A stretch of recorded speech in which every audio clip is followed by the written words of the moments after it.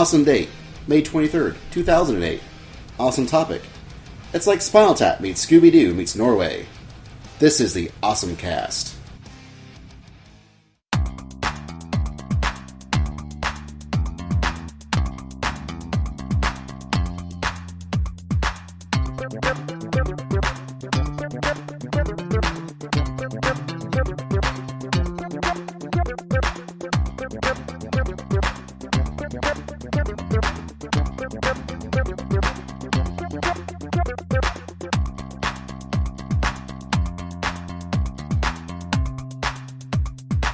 Hey folks, welcome to the OSMcast, your podcast for everything awesome. I'm Basil. I'm Eric. And I'm nobody. And that's us. First, a public service announcement. If you haven't actually watched Speed Racer yet, go now. Why haven't you? Yeah, come on, guys. Look, we will not feel bad if you pause the podcast. Stop us right now. Go see Speed Racer, come back. Get in your car. Car's in their Speed Racer. Get in your car. Vroom, vroom. We'll still be here. Yeah, we will. Why is it so important that they need to go see Speed Racer? Because no one fucking did, and that is a travesty. Yeah, it made $11 million. $11 million. It cost, what, $100 million. $100 million to film. It's only made $11 million. Guys, it's a fun movie. I'm not going to say it's a good movie, but it's a fun movie. It's a blast. Go see it. It's also definitely going to be better to see it in the theater. It's going to lose a lot when it goes to the small screen. Basically, if you don't see it now, you're not going to really see it. And, no, it's not a good movie. It's not a fun movie. It's a great movie. I don't know what Eric's smoking, but it's great. It really is a blast, guys. You all need to go. Do yourself a favor. If you got family, take your kids. If you don't got family, buy enough tickets for kids. Just get down there and watch the movie, guys. Okay. Rock band drum covers. Oh yeah, I found some Rock Band drum covers at GameStop, so we're gonna try those out and guess let you know how those go. Despite what we said last week, we're not actually reviewing Narnia this week, as stuff happened, things occurred. And we haven't actually had a chance to see Narnia yet. I took my mother up to Tennessee to take cats to a hospital to see if they had heart defects. They don't, but it was 5 cats and a small trailer. And a poodle. Yes. Don't forget the poodle. 5 cats, a poodle, in a very small trailer in Tennessee. It was an experience. It's almost, enough to make a movie about itself, I mean. Very epic. Here's what happened.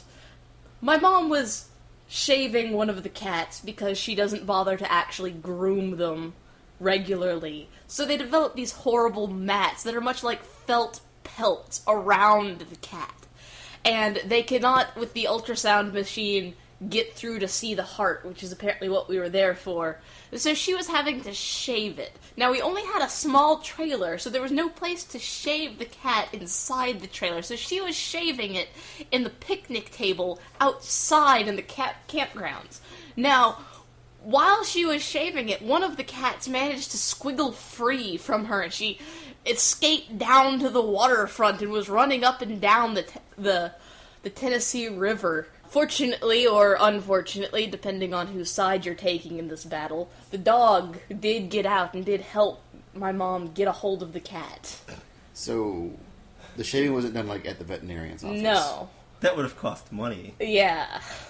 Your mom spends thousands of dollars on cats already. No, she spends thousands of dollars on acquiring new cats. The actual upkeep and shaving of the cats must be as cheap as possible so that she can buy more cats. You've actually struck upon it there. I believe, it's called animal hoarding, I think is... My mom's the crazy cat lady, if you people don't know. But anyhow, since that's decidedly not awesome, let's move on to some things that are awesome. Like the world of awesome.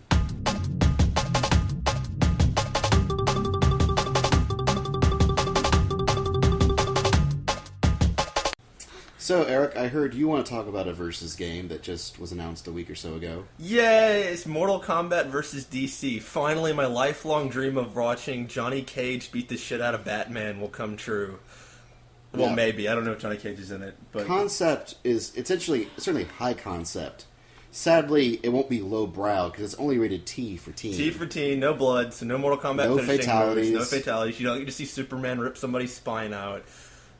If we're lucky, well. we might get to see a Batman Babality. I don't know. I just want to see Batman punch somebody in the groin. I mean, just like do the whole Johnny Cage thing. Like I want Batman to have that ability, the splits, and the wham. Will he do the thing where he walks out and goes, "I'm Batman"? Probably. Bat nuts. Wham. If we can only hope. Now, the Awesome Versus game was actually just announced today. We're recording on Wednesday. It's released on Friday. But it's Tatsunoko versus Capcom, Cross Generation of Heroes. It was apparently it's going to be released in the upcoming issue of Famitsu. It's Tatsunoko, who, in case you didn't realize it, made this show that we actually reviewed a movie of. Speed Racer. They made Speed Racer. They also did things like Wow. they did animation for Macross, Evangelion. They did Kashurn, Gatchaman. Catherine, that had a good live action movie too. Just thought I'd interject that. Well, good is a word that possibly could describe the live action Kashurn movie. But we know that it's going to feature tag team matches because it's a Capcom versus game. And we know that Ryu, Chun-Li, Ken Washiro from Gatchaman, and Kashurn have been announced. Another game that just came out last week, where the WiiWare launch was Nintendo's original game download stuff. And out of all of them, including their weird Crystal Chronicles, really My terrible. Life as a Sim City, Yeah, my life is the mayor of Simtown. Transaction City, where it's a game where you buy the initial game, and then you keep buying packs, get all the other races. You start off with only Clavats, and you have to buy all the other races. That sounds lame. Seriously, MMO makers learn something from these guys. Have a product that everybody wants, and then sell the game in little itty-bitty pieces to them. Imagine playing WoW, where you can only play as humans. If you wanted to play as, trolls, that's an extra $10. Oh man, the Twin Blades of Azeroth dropped. Let me get my credit card out. Anyways, the one I'm going to talk about is a game called Lost Winds, which was developed by Frontier Developments, and it's certainly a step above what I think they made last time, which was Thrillville. Yeah, just a little bit. It's a platforming, episodic game, in that they'll release this in chunks. And it's where you play this little dude named Toku, as he's an adventure to save his land. Apparently, back in the day, there was a huge demon thing, and it got sealed away. But one of the spirits that was sealing him away got sealed too, and it was a wind spirit named Enril. And Enril's the spirit of wind, and you use the Wiimote to manipulate the wind. It's actually got a really neat thing, is where you draw a cursor, and the wind draws in that shape. You can manipulate fire that way, where, say, you have a torch over here, and almost a screen later, there's another torch that has to be lit. You make a little wind gust to carry the fire through. It's got a lot of great puzzle elements to it, and it's a beautiful game. Shame on a lot of the developers in the Wii. Why can you not make a full Wii game that looks as good as this download game? Seriously, shame on you guys. All the PS2 ports, fuck y'all. It looks really good. It's got a very, very, almost Okami Yeah, a lot look like to it. Okami. You were describing it, and that's what I was sitting here thinking, was that it sounds a lot like a lot of the basics behind the gameplay in Okami, where you're drawing on the screen. Yeah. This one's, instead of drawing spells and stuff, it's a lot more direct manipulation. Huh. And it's almost, pardon me for using a parishism, but it's very Metroidvania in that you walk around, you look around different zones, stuff. As you open up, you get new abilities, which opens up stuff in other zones, and there's stuff you can collect. It's really fun. But also released today was Penny Arcade's On the Rain Slick Parapets of Darkness, Episode 1. Episode 1. For forever, Penny Arcade has been for the past year or two. 2 years now. With Hothead Studios, or Hothead Games, to release this new downloadable game. It's on PC, Linux, Macintosh, and Xbox Live Arcade. And it's if you imagine a Penny Arcade RPG, this is it. It takes place in 1922 in the city of New Arcadia. It's sort of a Lovecraftian, sort of steampunky look to it. And I know the preview comics had some sort of weird beaked, tentacle elder god looking thing, and it was weird. But you start off with one of the best reasons to start off a game ever, and wanting to defeat the main bad guy, and sort of a Hitchhiker's-esque thing. A giant fruit fucker steps on your house, and you don't like this and want to beat up this giant monstrosity. And as you do, you run into Gabe and Taika, and they're like, "What?" You're like, "I want to join you." Why? A giant fruit fucker stepped on my house. Yeah, that sounds like a good reason. Yeah, you can hop along with us. Let's go, guys. Let's take this thing down. Well, the character creation is pretty not exactly robust. You only get 4 options for everything. 4 head types, 4 body types, 4 clothing options.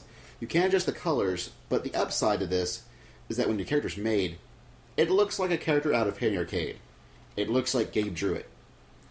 And it's sort of got a weird merger of 2D animation with 3D animation. 3D. And then all the cutscenes. Yeah, so it has a mix of sort of 2D animation, 3D animation. Like, a lot of the cutscenes are actually 2D, almost like it's Flash, but it's rendered in the actual in-game engine animation, whereas when you're walking around, you turn into a sort of a 3D version of yourself. But it actually still looks like their art, sort of, even though you can tell it's pretty much a video game. But it's a lot of fun. It's definitely got an RPG feel to it. You fight enemies, you have super moves, you have team moves. It's, for an RPG light, it's pretty RPG-like. The question is it funny? Yes. Okay. Yes, it is very funny. That's the reason to download a Penny Arcade game. Not for the robust gameplay, but does it make you laugh your ass all off while you're pushing the buttons? Yeah, like the first thing you hear when you talk to NPC is like, welcome to Thork or anything. It's holy shit, that was a fucking huge robot. Why was it here? It's good. Definitely download it. $10. I'm sorry, $20. It's $20, but worth it. Well, one thing I want to talk about before we get to the main point of interest here. There is an anime that's out that is currently airing in Japan. You can download the fan subs before, you can buy the VHS or the manga. But, VHS? I don't know. I don't pay attention to these things anymore. Whatever you kids use these days in your newfangled technologies. They're called DVDs. Oh, fine. So, before you could go... So, you can watch it now, as it's airing in Japan. Or, you can wait and buy the beta. But it's called Soul Eater. And Soul Eater is a whole fuck ton of awesome shoved directly down your throat as you are watching it. It is freaking sweet. It's definitely the big shonen show to watch. You ought to be interested, Eric. The person who wrote the manga for this was assistant to the person who wrote Gatekeepers.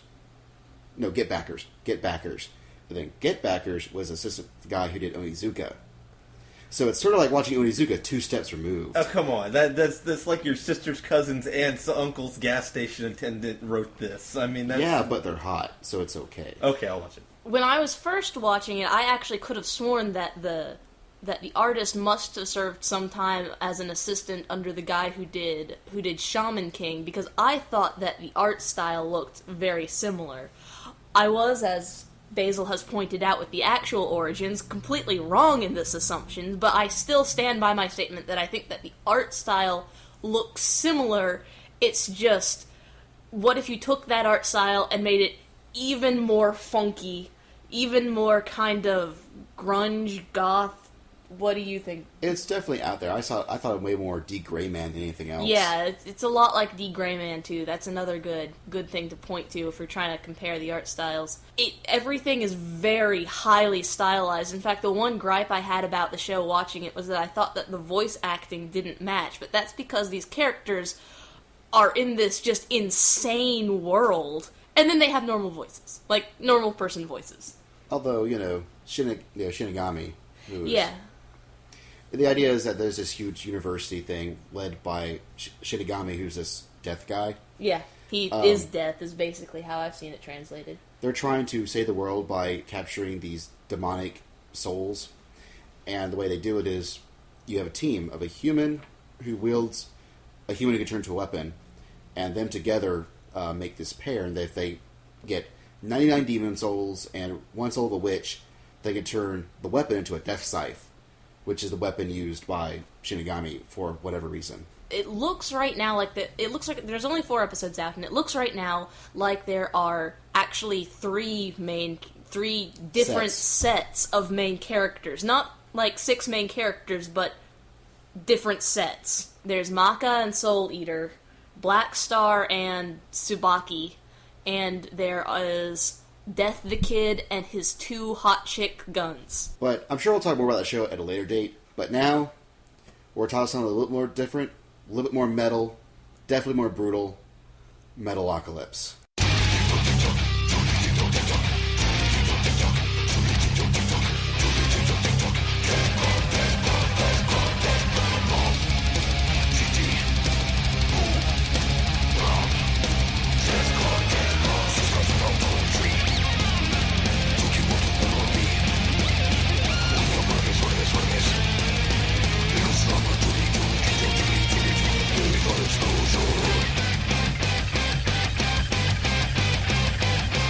So, Metalocalypse Metal. by Brandon Small and Tommy Blotchka. Yes, it's by Brendan Small and that other guy, and it airs on Cartoon Network. Adult Swim Yes. Do we know the time right now? at some point. Some point at night, guys, because this is pretty harsh. It's on very late at night. It only airs in 15-minute episode spurts. It is so totally, completely awesome. It basically follows the adventures and/or misadventures of a Swedish death metal band. They're not American actually / Swedish. They're half. Like three members of the band are from the United States. 2 of which are actually from Florida. I think the two style of guitarists, music is Swedish death metal, though. It's actually Norwegian death metal. Okay. Or Scandinavian, or some sort of Scandinavian, European. some kind of European death metal. It's Look, it ain't American, so they specifically don't have Norwegian McDonald's. death metal. Just 2 of them are Scandinavian. The lead guitarist is from Sweden, and the rhythm guitarist is from Norway. Oh, Norway, I love you. So who makes this band? Death Clock? The band's called Death Clock. The lead singer is Nathan Explosion. Swiskar Swielf is the lead guitarist. He's taller than a tree. He is taller than a tree. He's Taller the than a fastest.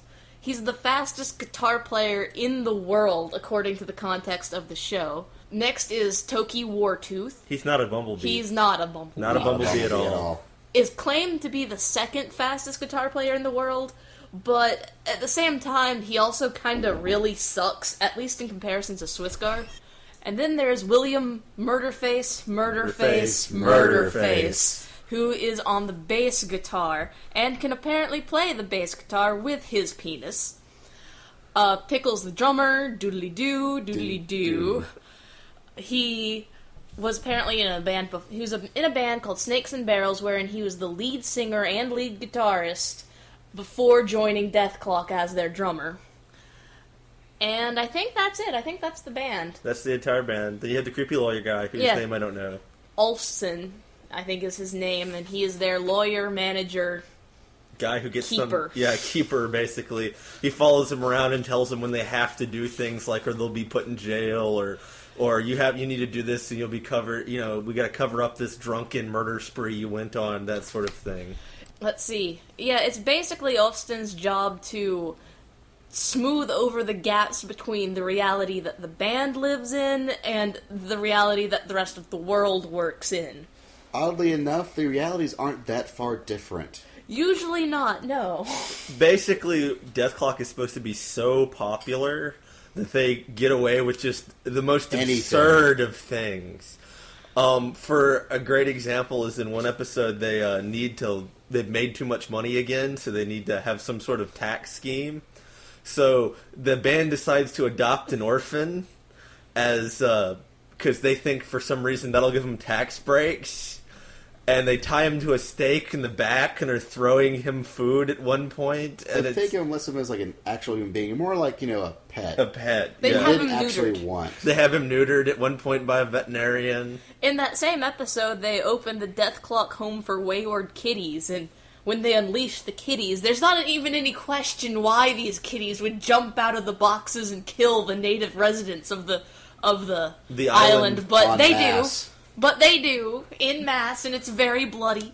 They also have a charity concert with the London Philharmonic, London Philharmonic, which lasers to cut them into ribbons instead. And they never go to jail for killing the entire London Philharmonic. They raise a troll at one point. Yes. Destroys an entire country. Destroys an entire country. Nobody really questions that. They have to play their grandpa's guitars. Grandpa's guitars. Yeah, the troll kills all the electricity in the country, so they have to use acoustic guitars. Grandpa's guitars. None of them can read music, so that presents to be a little bit of a problem. But they have to save the country, because if they don't, how will they check the internet? Which was very important. Very important. That was pretty much their reason for saving the country. Yes. Yeah, so they have various wild and crazy adventures, usually involving metal, dismemberment, destruction, mayhem. There's a council that has come together of various world leaders designed The Tribunal. The Tribunal. The Tribunal is there to observe Death Clock. you get the impression that some of them want to prevent the oncoming Metalocalypse, which they're sure that Death Clock is going to unleash upon the world. them. But at the same time, they never actually do anything. They mostly just go, "No, we must watch and wait." Well, remember, there's different members. There's the United States military guy that's always like, let's just go kill the fuckers. This is the chance we need to go kill them. And, the religious guy who's always like, no, they're threatening the power of the... I think he's supposed to be a pope or something. You're threatening the power he's a cardinal. He's for it. It's the guy who's in charge of everything. He wants to wait. Yeah. Well, no.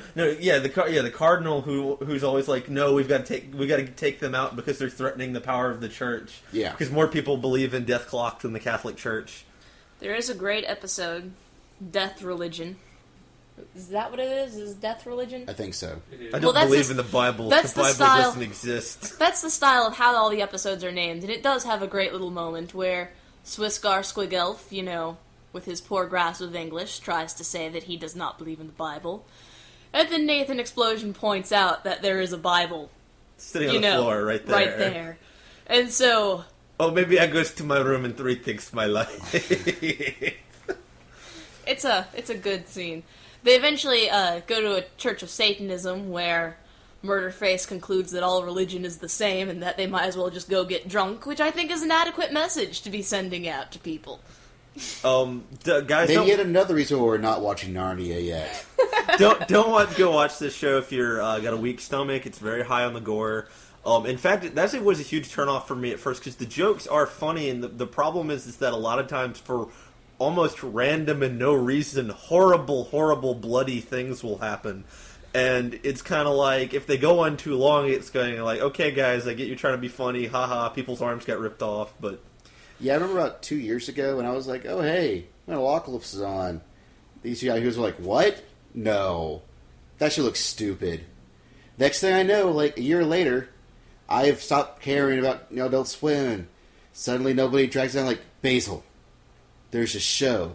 It's called Metalocalypse. You need to watch it. And I'm like, all right.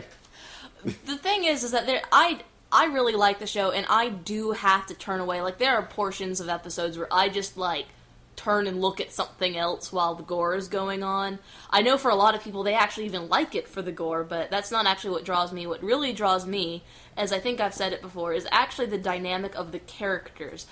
I did think the show was kind of stupid until the moment I realized that they are actually well-developed characters. They just have horrible flaws. Really screwed up. Nathan is possibly functionally retarded.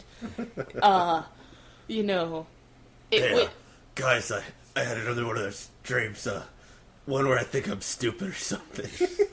Well, yeah, he's... whether he was born that way and he has some sort of autism, or he just drank and did drugs until that happened, I don't know, but something obviously stopped firing up there.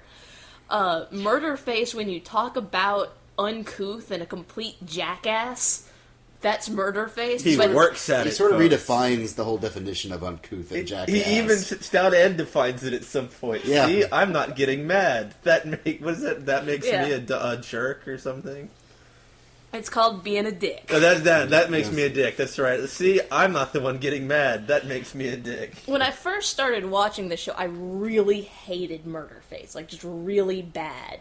But as I watched the show, you actually kind of grow to pity him, and then you actually grow to identify with him, because it's sort of like every time you've ever put your foot in your mouth. There's Murderface. Yeah, there's Murderface doing it. They have Swissgar, who, despite all of his horrible flaws, is actually a musician and does actually care about the music. Yeah. He's terribly arrogant about it. Well, he had a horrible childhood. Everybody in this show has a horrible childhood. Everybody in this show had a horrible... Except for Toki, I don't think Toki... No, even Toki. Oh, that's right, Toki had the crazy parents. Toki had the worst childhood. Yeah, that's right, he had the crazy parents. Yes. Let's see. And then there's Pickles. Who just is an actual rocker. Pickles is basically the real rock band member who's kind of wandered in. If there's ever anything resembling an intelligent plan in the show, it's come from Pickles. Yeah, Pickles is the smart one in the band. And that's really... And he's drug-addled constantly. Yeah, I was pretty much immune to everything at this point. Yeah, it's one of those things where it's like, he's drinking, like, they'll get drunk. It'd require like another 100 bottles to get him drunk. Yeah, exactly. Yeah.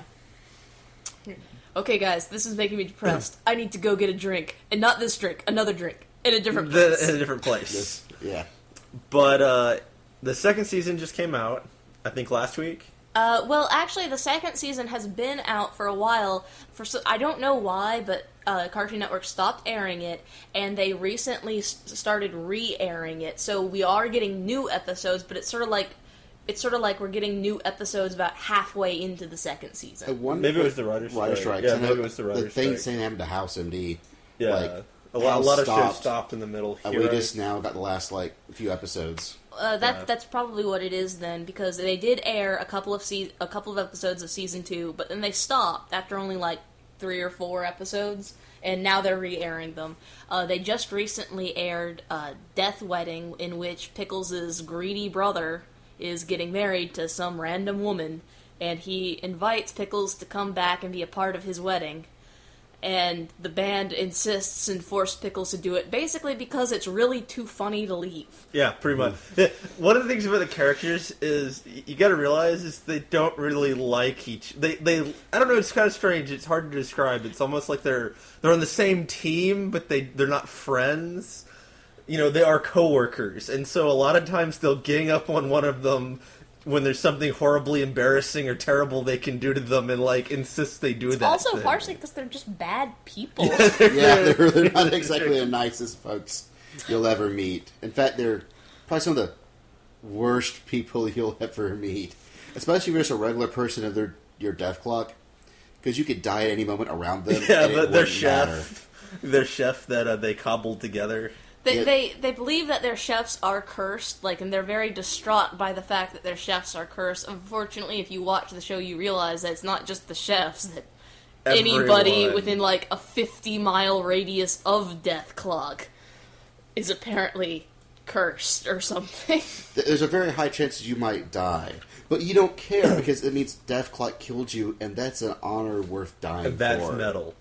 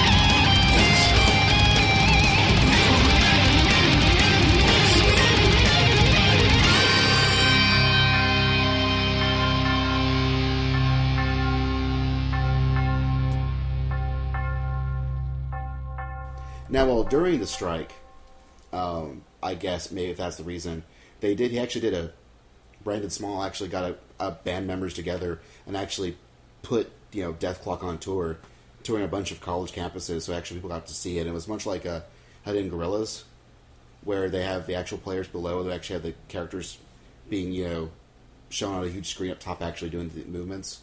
Apparently it was good enough to actually going on tour with Soylent Green and Chimaria, another actual tour.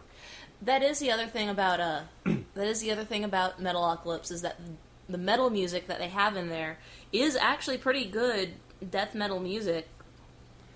And a lot of people who like that kind of music do in fact like what Death Clock is producing. A lot of them have said how ironic it is that the show is basically built to make fun of them, and yet it's producing really good. Yeah, there's a CD out now of Death album. The Death album that's actually done pretty well, if I remember. Yeah. It's actually what they're using to promote on their tour. On their tour, yeah.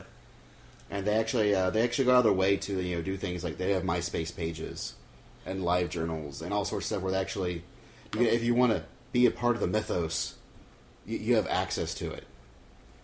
I think one time you mentioned nobody about apparently how they noticed all the Yaoi fan fiction being put out. Yeah, at one point they noticed all the Yaoi fan fiction about that being put out, so they had Toki go over and completely not get any of it.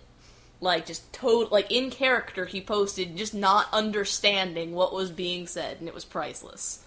It was great. If you don't know, guys, yaoi is boys having sex. No, we're more or less an anime video game podcast. They should know. They should know what yaoi is. And not with women. Like with each other. Oh, Eric. In the butt. So, Metalocalypse.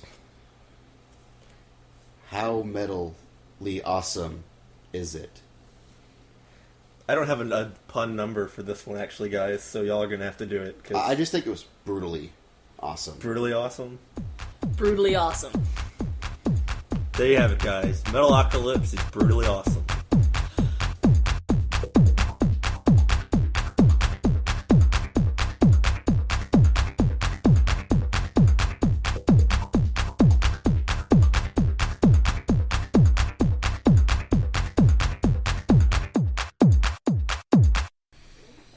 This has been the OSMcast. To learn more about us, check us out on the web at OSMcast.com. OSMcast. So awesome, only 3 letters can contain it.